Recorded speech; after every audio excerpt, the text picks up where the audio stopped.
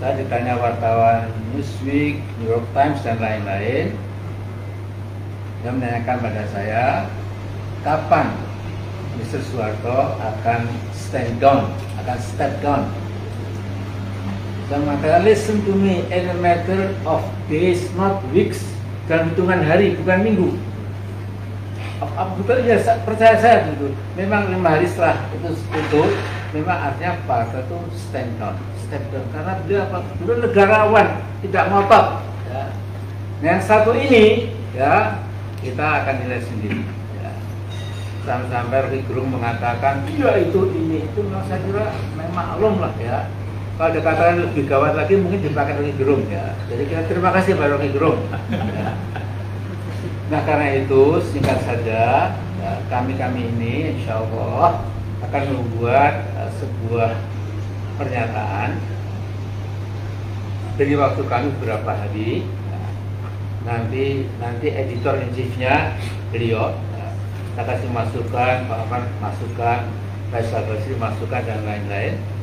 Dan nanti Anda semua kami undang lagi ke sini ya untuk apa? Untuk mengetahui bahwa inilah konklusi kita supaya perubahan cepat terjadi sebagaimana diinginkan oleh kebanyakan rakyat. Saya yakin sekali itu ya. Nah jadi yang penting 1, 2, 3 hari ini tokoh-tokoh yang tadi saya sebut akan ke sini ke rumah Pak Rizal Ramli, kemudian tukar pikiran. Jadi kita beri apa yang penting yang nggak terbantahkan. Kemudian kita bacakan nanti bahwa enough is enough. No, Mr. Jokowi, Anda perlu memilih 2 hal. Segera sukarela, ya, mundur, ya, atau Anda menghadapi rakyat. Kira-kira demikian. Nantilah, insya Allah setelah putar-putar itu terjadi, mungkin kita lebih ada sedikit. Ya, saya sedikit aja Pak. Keras. Jadi tadi apa yang disampaikan Bang Rizal dan juga Pak Amin itu, kalau kita bicara bernegara, sudah sekian banyak pelanggaran hukum, kejahatan yang menurut ukuran konstitusi itu sudah sangat layak Pak Jokowi itu dimakzulkan.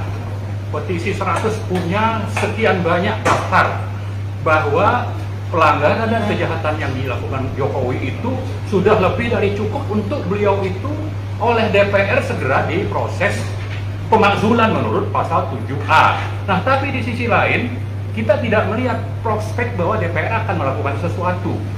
Nah, karena itu kita berharap sebetulnya DPR ini kalau memang ada pimpinan-pimpinannya yang tersandra, ya, itu segera diminta mundur supaya proses tadi 7A itu bisa berjalan. Tapi di atas itu semua, seandainya memang tidak bisa, tadi itu Bang Rizal, Pak Amin ini sudah merencanakan sesuatu untuk kita tidak bisa lagi pakai lewat DPR. Tapi gerakan rakyat itu juga jangan dinilai itu tidak konstitusional. Itu juga sesuatu yang konstitusional, dan itulah yang mudah-mudahan nanti bisa kita lakukan. Dan kita berharap sebetulnya semua tokoh-tokoh oposisi yang selama ini juga sudah bersuara itu bisa bergabung dengan kita untuk bagaimana ini bisa segera terwujud. Saya kira itu mungkin tambahannya. Terima kasih. Ya, pendek-pendek ya. Ya. Izin Pak Rizal mungkin nanti bisa menjawab tadi dari 20detik.com.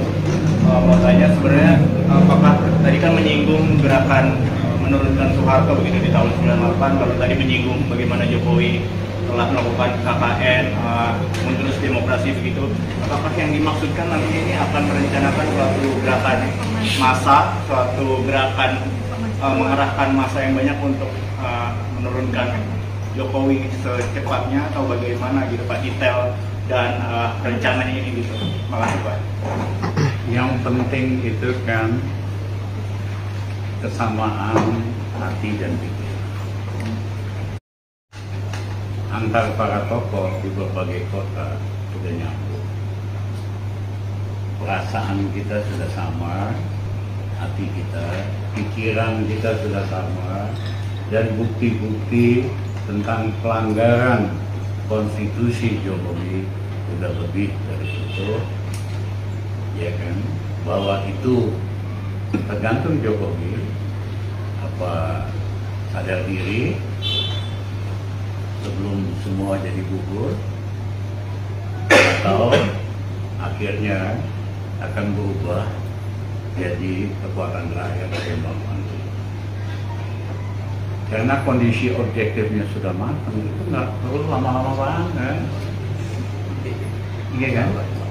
Teman-teman mahasiswa dari seluruh Indonesia, iya kan? Udah semakin kompak.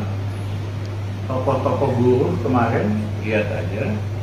Tokoh-tokoh aktivis, tokoh-tokoh Islam, memang jalan sendiri-sendiri.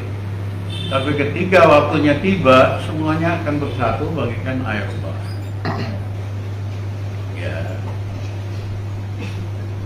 karena mukadimah Undang-Undang Dasar 45 kita kan sederhana.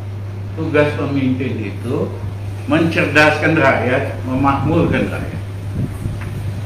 Jokowi sering membodohi rakyat dengan berita palsu, dengan fakta-fakta palsu, dan membayar influencer sama buzzer yang pada dasarnya menyesatkan rakyat, bukan mencerdaskan rakyat. Nggak ada loh pemimpin di Indonesia menggunakan buzzer sama influencer, karena dia pengen rakyat kita cerdas. Yang kedua, kalau Jokowi nggak bisa bikin rakyat makmur, jangan bikin susah. Yang terjadi hari ini makmurin kagak bisa, yang ada bikin rakyat makin miskin. Upah buruh naik lebih rendah dari inflasi makanan, itu namanya ngajakin miskin berjamaah. Jadi ini waktunya perubahan akan tiba, ya kan? Dan nanti kita akan ajak teman-teman juga, penawirawan, ya, polisi dan tentara, TNI, tokoh-tokoh akademik dan sebagainya. Time has come, waktunya Indonesia berubah. Tapi cita-citanya dulu nih supaya clear, hanya perubahan mau ganti-ganti kekuasaan, kagak. Cita-cita kita begitu Jokowi jatuh, satu, harga BBM kita akan turunkan sehingga di kantong rakyat ada uang.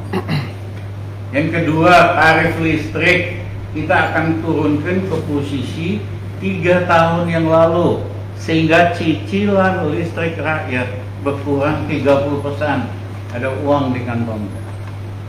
Yang ketiga, kita akan stabilkan kebutuhan pokok. Yang keempat, kita akan naikkan kredit untuk UKM dari hanya 18% dari total kredit ke 35% dalam 1 tahun. Sehingga UKM yang 40 juta ada uang. Hari ini di daerah-daerah nggak ada uang, di bawah nggak ada uang. Kesedot untuk bayar pokok sama bunga utang 780 triliun.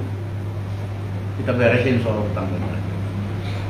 Yang kedua, kita adakan pemilu yang lebih adil dan fair. Belajar dari Pak Habibie.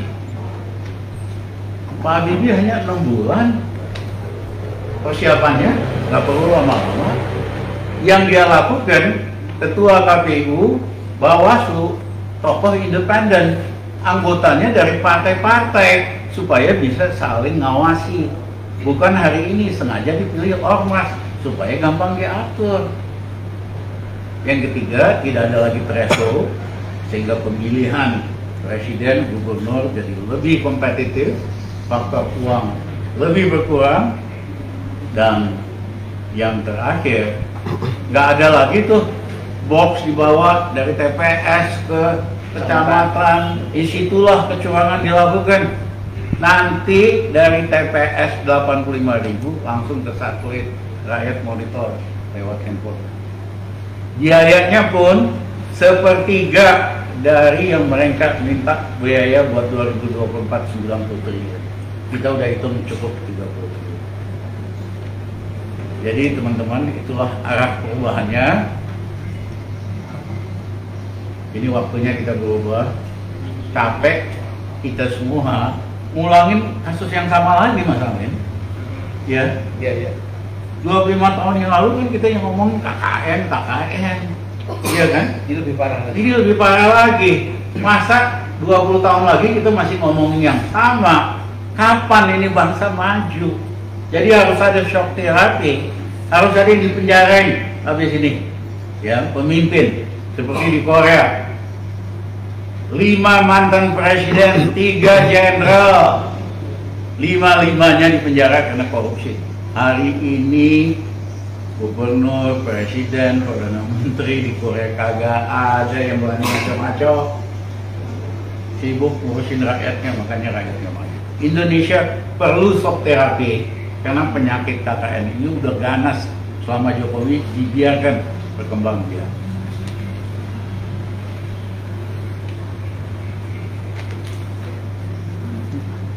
Tadi boleh dipertegas Dari mana? dari Metro TV loh. Ya. Izin boleh dipertegas lagi Pak, tokoh-tokoh yang nantinya hendak diajak mungkin boleh disebutkan. Tadi kan Jenderal, Purnawirawan TNI, militer dan sebagainya. Tapi sejauh ini yang sudah memastikan untuk ikut bergabung bersama Pak Amin. Nanti pada waktunya akan disebut. Ya betul.